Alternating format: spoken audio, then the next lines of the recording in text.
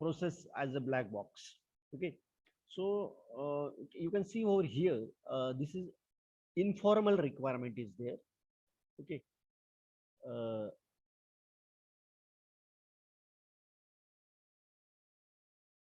in the beginning, some uncertain or incomplete requirement is there. Okay, so then you are some in that is also called as an informal requirement. Okay, and then it is processed. The product will be of quality, high quality or not? No, product will not be of high quality because there will be the incomplete requirement. The whatever the requirement is there at the earlier stage, there is a incomplete requirement. Okay, so what is process? You can't see with a naked eye. It is a black box. The process box is a black box. You can't see with a naked eye. So therefore the quality will not be of high quality. That means the product will not be of high quality. Okay, then we'll move to before designing a product, you should define the problem. So what is that problem? The problem is nothing but a assumption that is required, that can fully understood prior to the development. It is an assumption. This is assumption that is required and that can be fully understood prior to the development. Okay, means some problem is there. You have to assume something. Okay, on the basis of that assumption, you build some development. Okay, you develop some product. Now there can be a interaction with the customers occur only at the beginning. At the beginning means at the requirement level, and the end also at the end after the delivery. That means what? There will be a interaction with the common people or common user at the beginning. At the beginning means at the requirement level. For example, you are developing a software for the bank.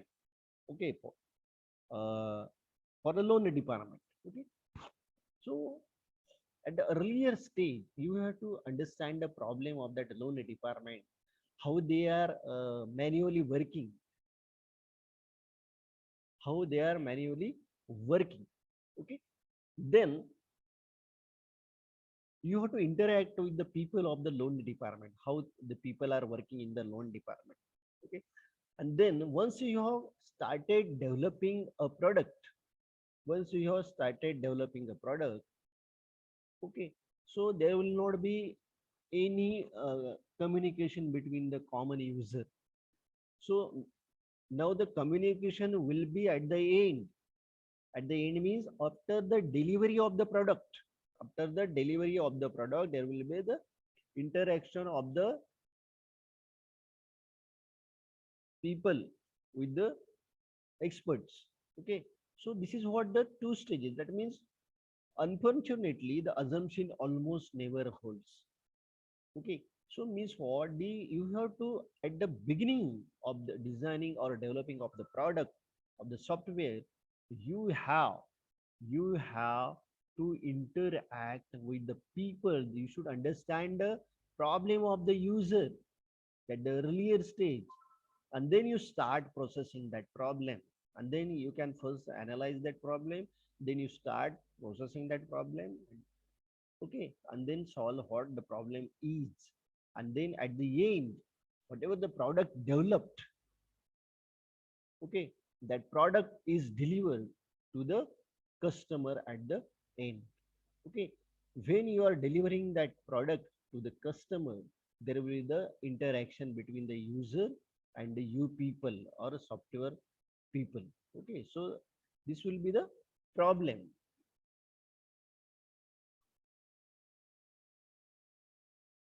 Now this is when you are talking earlier, we talk about the black box process as a black box. Now here we talk about the process as a white box. Now here The requirement is specifically defined, okay, and that whatever the requirement is there, that is processed by each process, okay. Then each process will give this feedback to the earlier stage, okay, that will be the requirement stage. Each process, whatever the processes are there, and then you will get the product output, then you will get the product out, okay. So you can see that means what, the whatever the data is processed by the any specified processes, so that is viewed with a naked eye,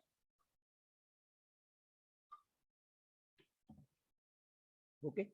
So that's why when you talk about the process here is a white box, the process here is a white box, okay. Why earlier we called it as a black box and here we called it as a white box? Because but wherever the process is occurring there, whatever the inside that process box, that you can't see with the naked eye. That's why it is a black box. But when you say that is a white box means that process box is white means what?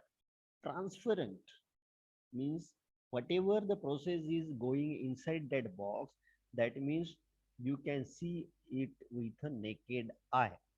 Okay. So what are the advantages if that process is used as a white box? Advantages are it reduces the risk by improving the visibility. Means if the data, whatever the data you are processing inside the box, so it will reduce the risk because you can see it with a naked eye what is going inside the process box. Then if you see that this is correct, then you can improve it, that in the risk is minimized. Then you have to allow project changes as the project progresses based on the feedback from the customer, okay. If you talk about the process as a white box, means the whatever the feedback from the customer will be there, okay. So on the basis of that feedback, you should allow project changes as the project progresses. Just a minute.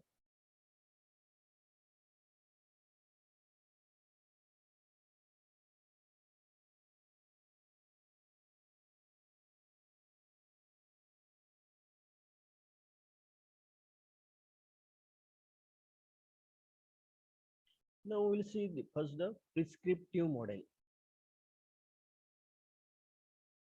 Now this prescriptive process model, it advocate an orderly approach to software engineering. Means uh, the framework is organize activities in a certain order. In a prescriptive model means the orderly approach will be there, okay. So whatever the orders are there, whatever the activities are there, that activities are arranged in a certain order. In a prescriptive model, you just remember that whatever the activities are occurring in the prescriptive model, these activities are arranged in a certain order, okay. Now the process framework activity with the set of software engineering actions. Now each action in terms of a task set that identifies the work to be accomplished to meet the goals. Okay, so the resultant process model should be adapted to accommodate the nature of the specific project. Okay, the people doing the work and the work environment means whatever the resultant process model will be. So that is accommodated to accommodate the nature of project. Okay. Now, software engineer choose process framework that includes activities like communication, planning, modeling, construction, and deployment. Okay. So software engineer will use the framework that consists of the activities like communication, planning, modeling, construction, and deployment.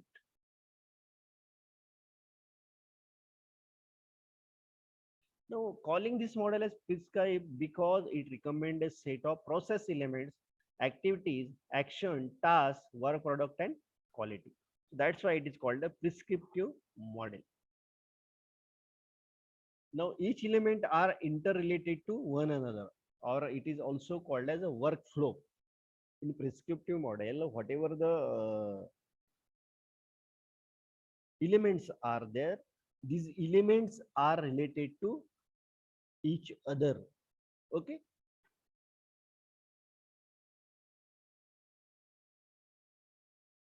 Now we will see the waterfall model or classic life cycle model.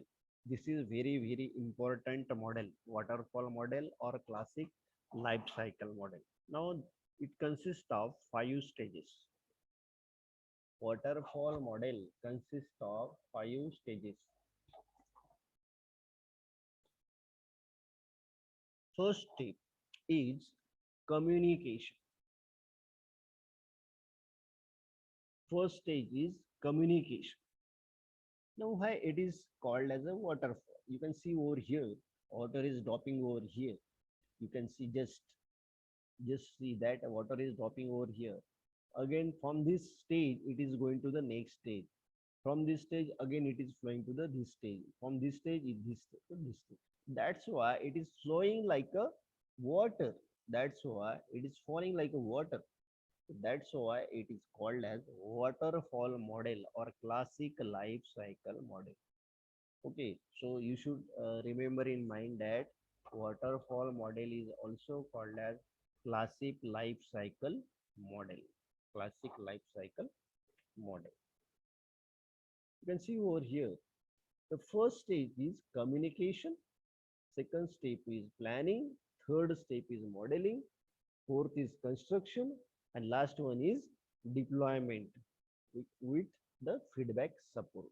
Now, the communication means there is a project initiation. In the early stage, there is a project initiations. Now, project initiation requires the gathering of information.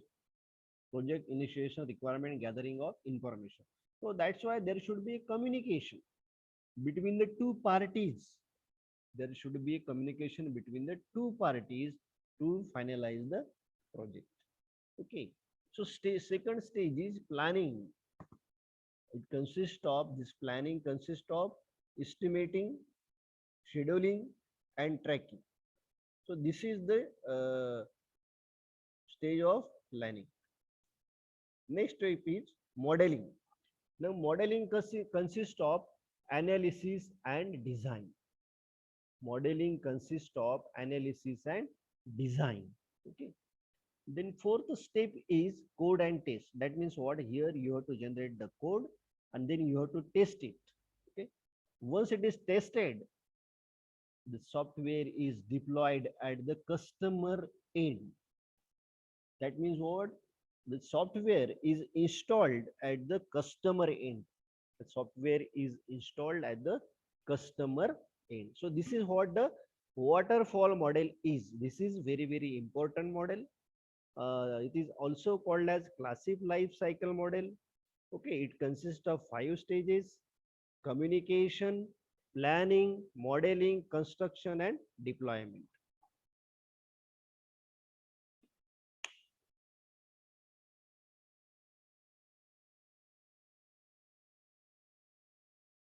Now, the earlier first stage is communication. Now that stage is nothing but the requirement analysis and definition is there. So what the requirement analysis? The system services, constraints and goal are defined by customer with the system user. What is the requirement? What is the requirement? Then the scheduling and tracking is there. Okay, it consists of 5 stages. The second stage is scheduling and tracking. That means assessing the progress against the project plan. You have a project plan. According to the project plan, whether that module is progressing or not, whether according to the plan, whether that progress is will be completed or not. Okay. Then second stage is in the scheduling tracking require action to maintain the schedule. It require action to maintain a schedule. Okay. Then third stage is system and software design. And how? Now it establishes an overall system architecture. System and software design. It establishes an overall system architecture. Just a minute.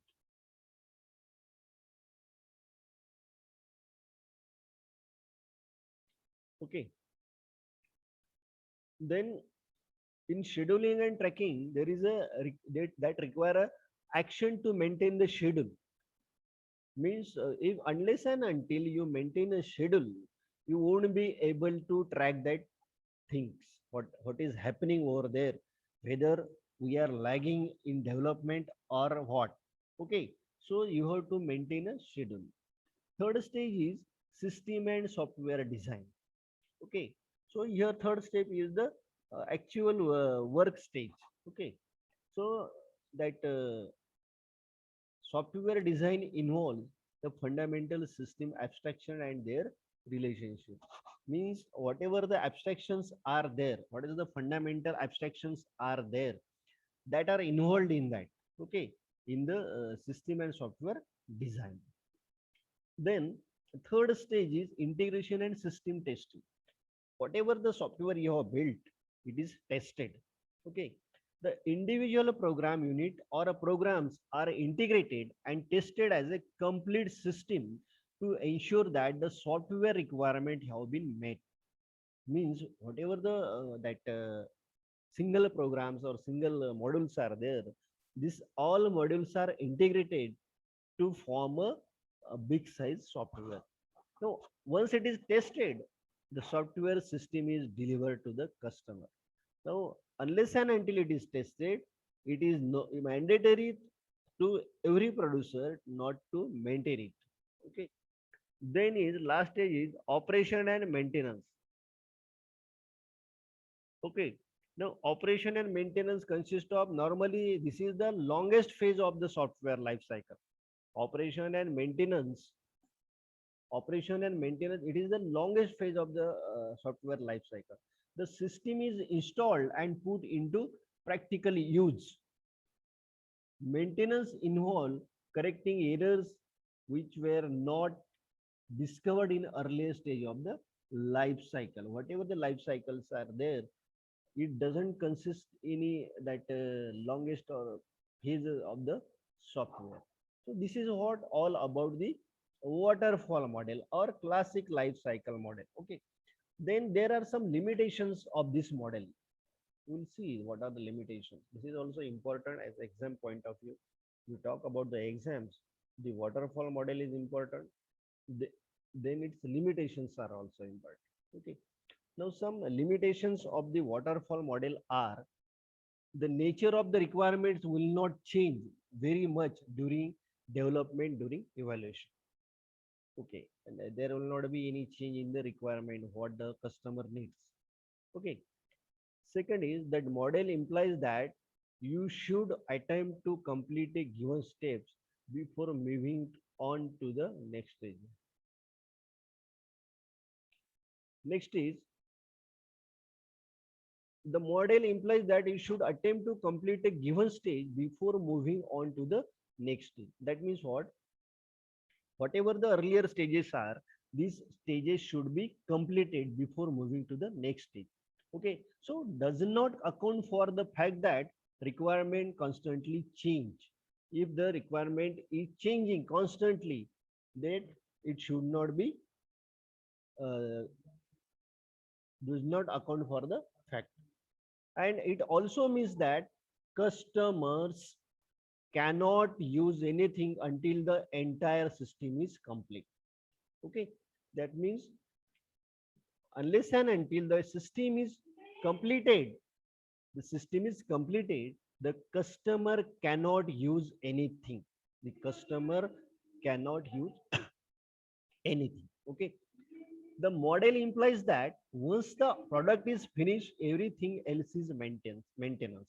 Means if by using the waterfall model, the model is completed, that means every the it implies that everything is finished. Now the maintenance is required. Everything is finished and maintenance is required. Now it also surprises. Okay, it is giving the message. It also surprises at the end are very expensive. These ends are very expensive. Some teams sit idle for other teams to finish. Means what if some, see, you can see the waterfall model, some stages are there. Unless and until earlier stage is finished, the next stage is not active. It is idle. This is idle. Therefore, this model is only appropriate when the requirements are well understood and changes will be fairly limited during the design process. Okay, so some problems are there. Okay, so real projects are rarely follow the sequential model. Whatever the real projects are, they rarely follow this sequential model. Okay, so it is difficult for the customer to state all the requirement explicitly. It assumes patience from the customer. Working version of program will not available until programs are not getting changed fully. Okay, so